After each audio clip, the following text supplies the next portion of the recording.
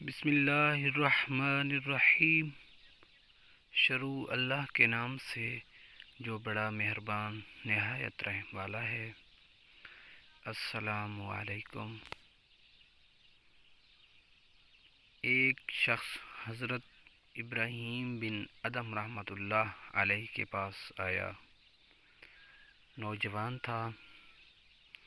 کہنے لگا کہ حضرت، گناہ کا مرتکب ہوتا ہوں، چھوڑا بھی نہیں جا سکتا اور ڈر بھی لگتا ہے کہ عذاب ہوگا، تو کوئی طریقہ بتا دیں کہ میں عذاب سے بچ جاؤں اور گناہ بھی کرتا رہوں۔ استغفر۔ اللہ والے بڑے دانا بینا ہوتے ہیں، دھکے نہیں دیتے، وہ بہت محبت و پیار سے بات سمجھاتے ہیں، دل میں اتارتے ہیں۔ حضرت نے فرمایا، ہاں میں تجھے طریقہ بتاتا ہوں۔ وہ بڑا خوش ہو گیا، بات سننے کے موڈ میں آ گیا۔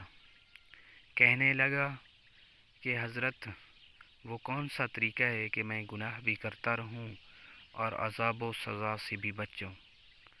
آپ نے فرمایا کہ بھائی، پہلی تجویز تو یہ ہے کہ اگر گناہ کرنا ہی ہے تو اللہ رب العزت کی نگاہوں سے اوجھل ہو کر لیا کرو۔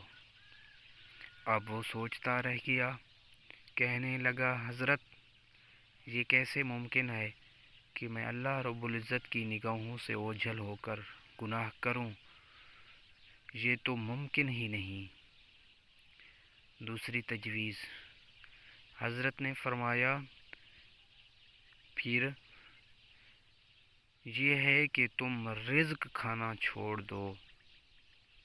اللہ سے کہہ دینا کہ نہ تمہارا کھانا کھاتا تھا اور نہ تمہاری بات مانتا تھا۔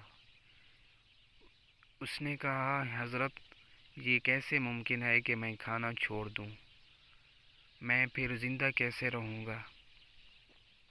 تیسری تجویز، حضرت نے فرمایا، پھر تیسری تجویز پیش کرتا ہوں، اور وہ یہ ہے کہ زمین و آسمان اللہ رب العزت ہی کا ملک ہے، اسی کی حکومت میں ہے، اور بادشاہ کی نافرمانی اس کے ملک میں رہ کر کرنا یہ ٹھیک نہیں ہے، لہذا اس سے باہر نکل کر نافرمانی کرنا۔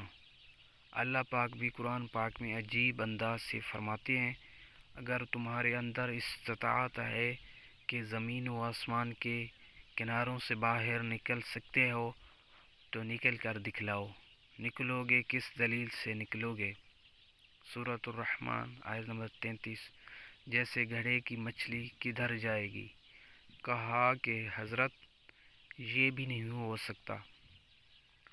اور چوتھی تجویز، فرمانے لگے، اچھا پھر ایک طریقہ اور بتاتا ہوں، وہ یہ کہ جب ملک الموت آئیں روح قبض کرنے کے لیے تو انہیں کہہ دینا کہ تھوڑا انتظار کر لو تاکہ میں توبہ کر لوں۔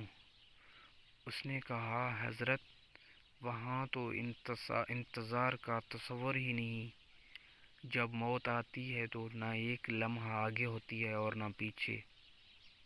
پانچویں تجویز، فرمایا، ایک طریقہ اور بتاتا ہوں، وہ یہ ہے کہ جب قبر میں تم کو دفن کر دیا جائے اور اس وقت منکر نکیر آئیں تم سے سوال پوچھنے کے لیے تو تم کہہ دینا کہ بغیر اجازت کیوں آئے؟ اس نے کہا، حضرت، میں ان کو کیسے منع کر سکتا ہوں؟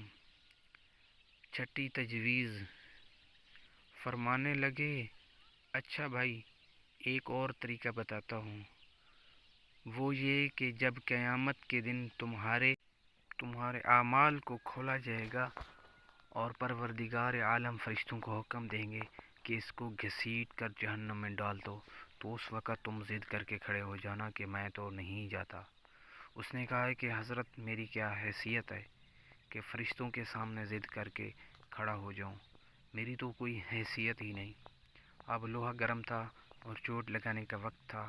حضرت نے فرمایا کہ اے بھائی، جب تیری حیثیت ہی کوئی نہیں تو اتنے بڑے پروردگار کی نافرمانی کیوں کرتا ہے؟ کہنے لگا حضرت آج سے میں گناہوں سے توبہ کرتا ہوں اور آج کے بعد وعدہ کرتا ہوں کہ اپنے اللہ کی نافرمانی نہیں کروں گا۔ اللہ تعالیٰ مجھ گناہ گار سمیت ہم سب مسلمانان عالم کو حیا اور پاک دامنی کا خیال رکھنے اور بے پردگی سے بچنے کی سعادت نصیب فرمائے، عین صراط مستقیم پر چلنے کی توفیق عطا فرمائے، آمین ثم آمین۔